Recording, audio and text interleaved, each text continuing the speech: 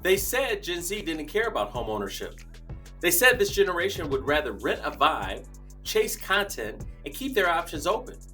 Are these first time buyers entering at the wrong time? Are we setting them up for trouble with higher rates?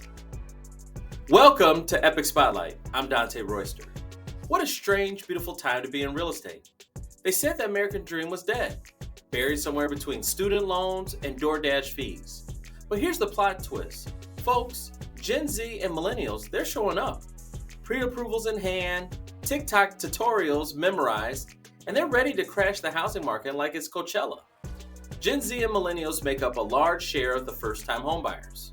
Right now, Gen Z accounts for 25% of all new mortgages. That's 1 out of every 4 homes.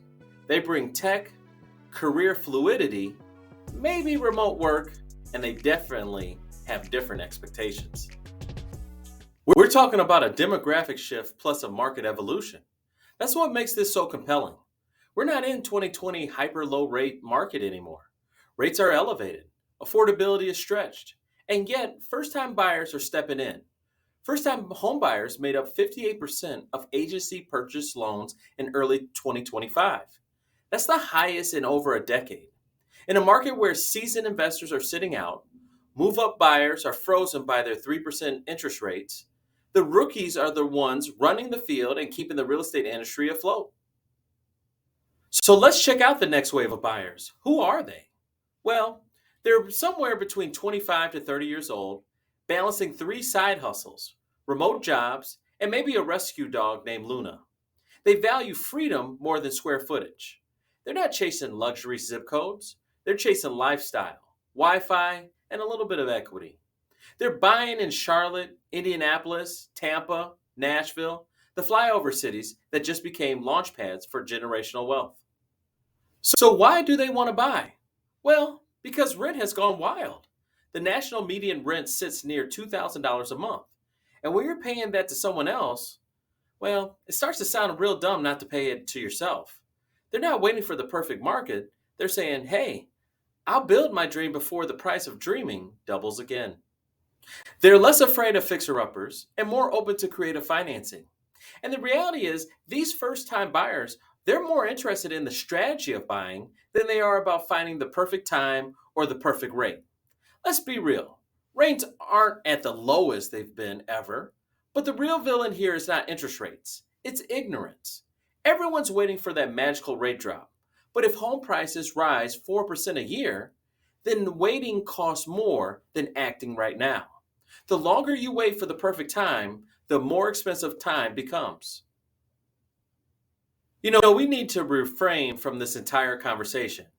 It's not about timing the market. It's about training for the market.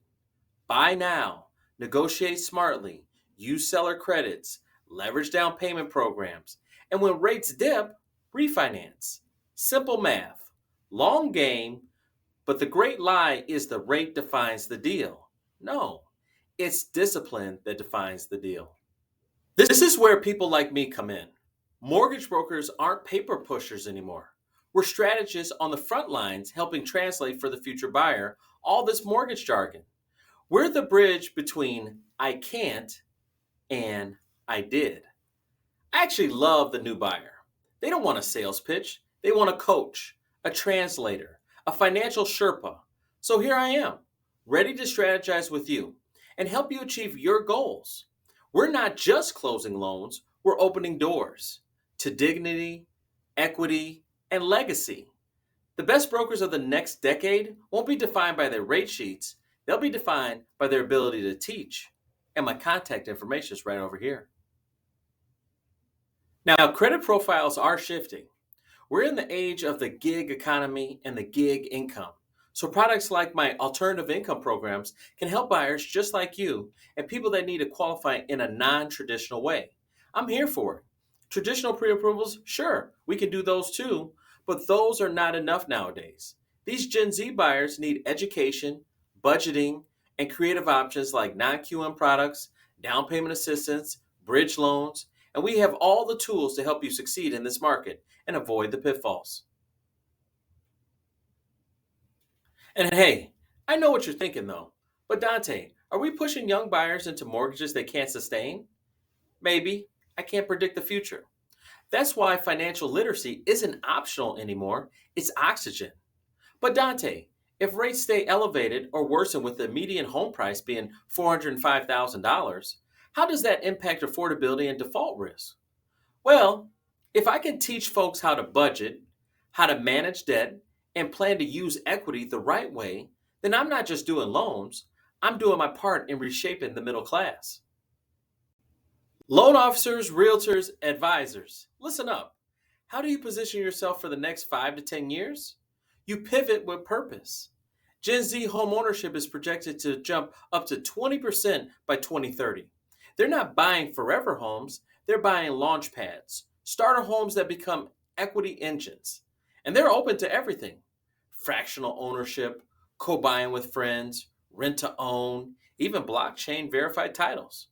But here's the caution: you don't save buyers by lowering their rate, you save them by raising their awareness. So, my belief is the American dream didn't die, it just changed its outfit.